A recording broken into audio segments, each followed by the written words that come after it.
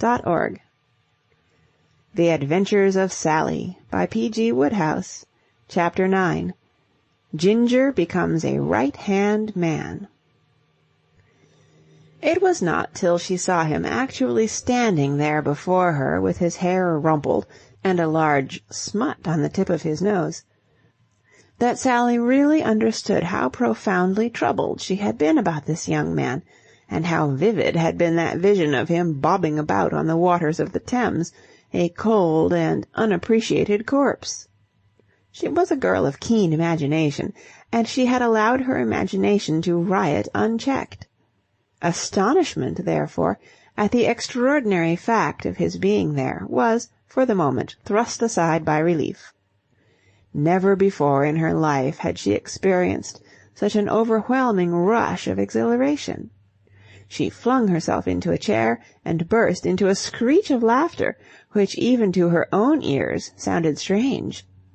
It struck Ginger as hysterical. "I say, you know," said Ginger, as the merriment showed no signs of abating.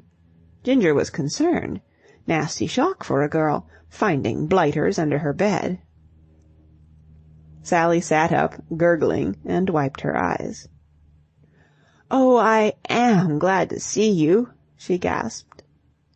"No, really," said Ginger, gratified. "That's fine." It occurred to him that some sort of apology would be a graceful act.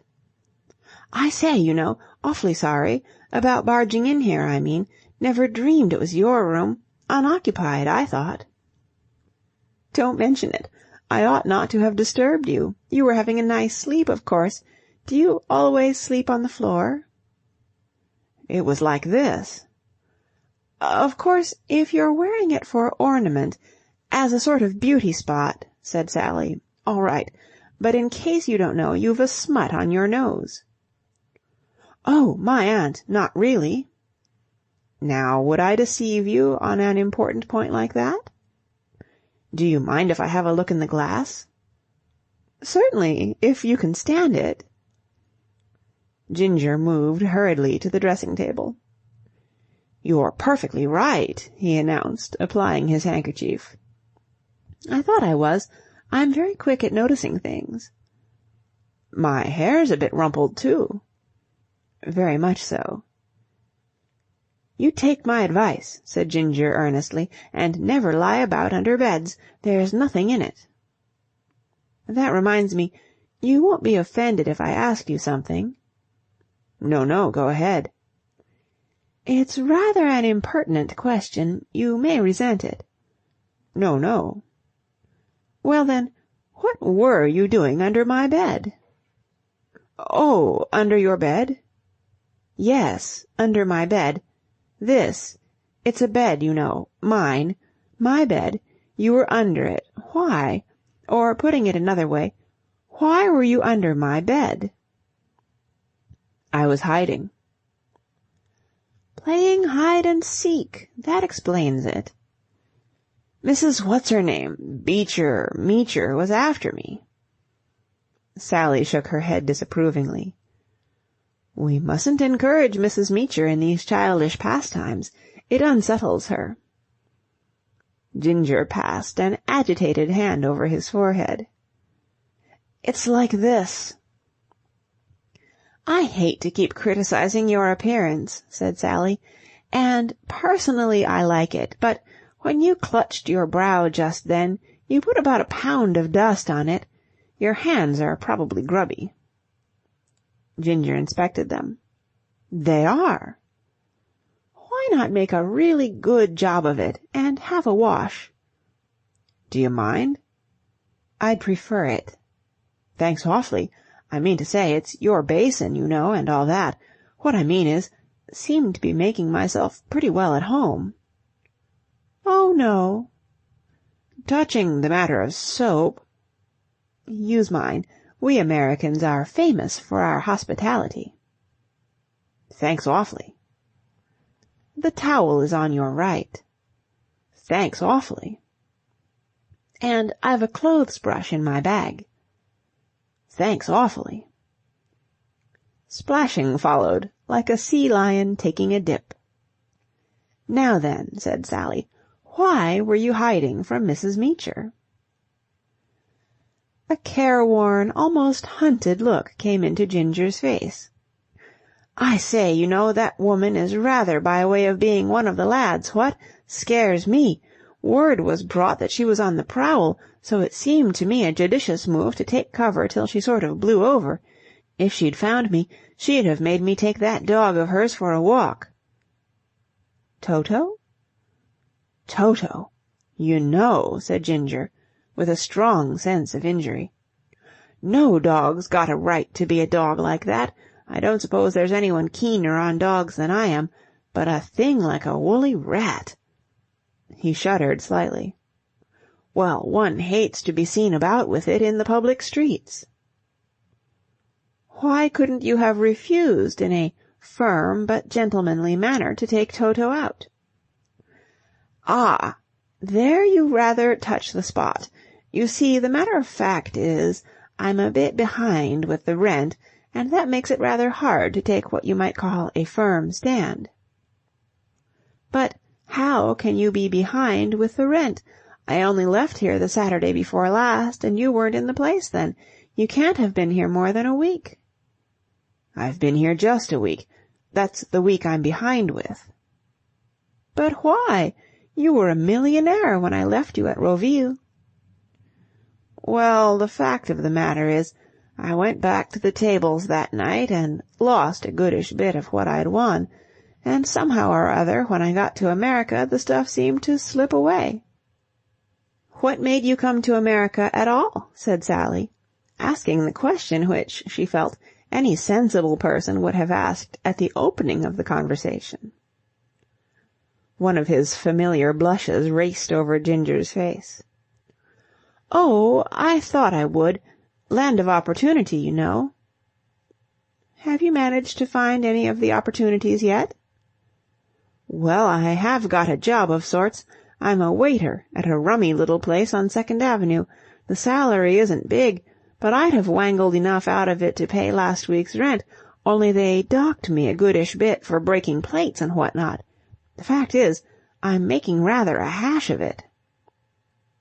"Oh, Ginger, you oughtn't to be a waiter." "That's what the boss seems to think." "I mean, you ought to be doing something ever so much better." "But what? You've no notion how well all these blighters here seem to be able to get along without my help. I've tramped all over the place, offering my services, but they all say they'll try to carry on as they are." Sally reflected. "I know." "What?" "I'll make Fillmore give you a job. I wonder I didn't think of it before." "Fillmore?" "My brother. Yes, he'll be able to use you." "What as?" Sally considered. As his right-hand man." "Does he want a right-hand man?" "Sure to. He's a young fellow trying to get along. Sure to want a right-hand man." Yes," said Ginger reflectively. "Of course, I've never been a right-hand man, you know." "Oh, you'd pick it up. I'll take you round to him now. He's staying at the Astor." "There's just one thing," said Ginger. "What's that?" "I might make a hash of it." "Heavens, Ginger, there must be something in this world that you wouldn't make a hash of. Don't stand arguing any longer. Are you dry? And clean? Very well, then, let's be off." "Right-ho." Ginger took a step towards the door, then paused, rigid, with one leg in the air, as though some spell had been cast upon him. From the passage outside there had sounded a shrill yapping. Ginger looked at Sally, then he looked longingly at the bed. "Don't be such a coward," said Sally severely. "Yes, but—" "How much do you owe Mrs. Meecher?" "Round about $12, I think it is." "I'll pay her." Ginger flushed awkwardly. "No, I'm hanged if you will. "I mean," he stammered, "it's frightfully good of you and all that, and I can't tell you how grateful I am, but honestly, I couldn't." Sally did not press the point. She liked him the better for a rugged independence, which, in the days of his impecuniousness, her brother Fillmore had never dreamed of exhibiting. "Very well," she said. "Have it your own way. Proud. That's me all over, Mabel. Ginger," she broke off sharply, "pull yourself together. Where is your manly spirit? I'd be ashamed to be such a coward." "Awfully sorry, but honestly, that woolly dog—" "Never mind the dog. I'll see you through." They came out into the passage almost on top of Toto, who was stalking phantom rats. Mrs. Meecher was maneuvering in the background, her face lit up grimly at the sight of Ginger. "Mr. Kemp, I been looking for you." Sally intervened brightly. "Oh, Mrs. Meecher," she said, shepherding her young charge through the danger zone. "I was so surprised to meet Mr. Kemp here. He is a great friend of mine. We met in France. We're going off now to have a long talk about old times, and then I'm taking him to see my brother." "Toto—" "Dear little thing, you ought to take him for a walk," said Sally. "It's a lovely day. Mr. Kemp was saying just now that he would have liked to take him, but we're rather in a hurry, and shall probably have to get into a taxi. You've no idea how busy my brother is just now. If we're late, he'll never forgive us." She passed on down the stairs, leaving Mrs. Meecher dissatisfied but irresolute.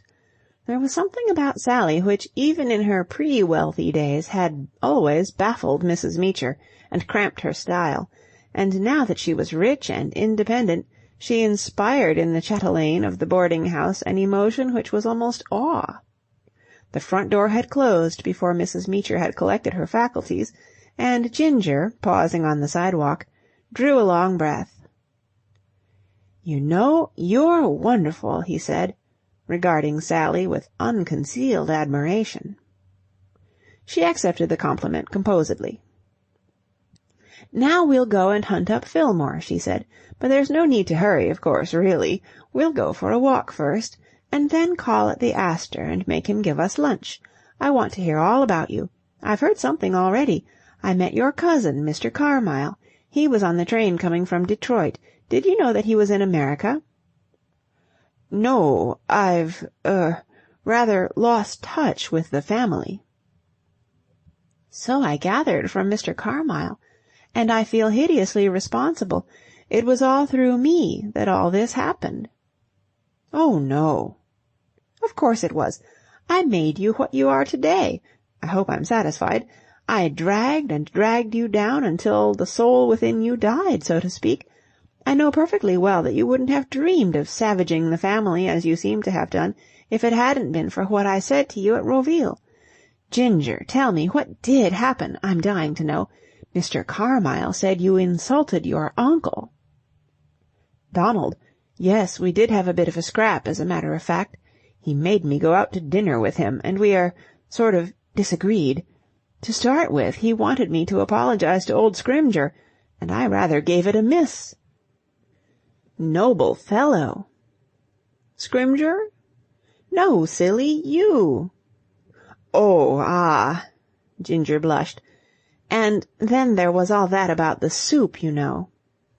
"How do you mean, all that about the soup? What about the soup? What soup?" "Well, things sort of hotted up a bit when the soup arrived." "I don't understand."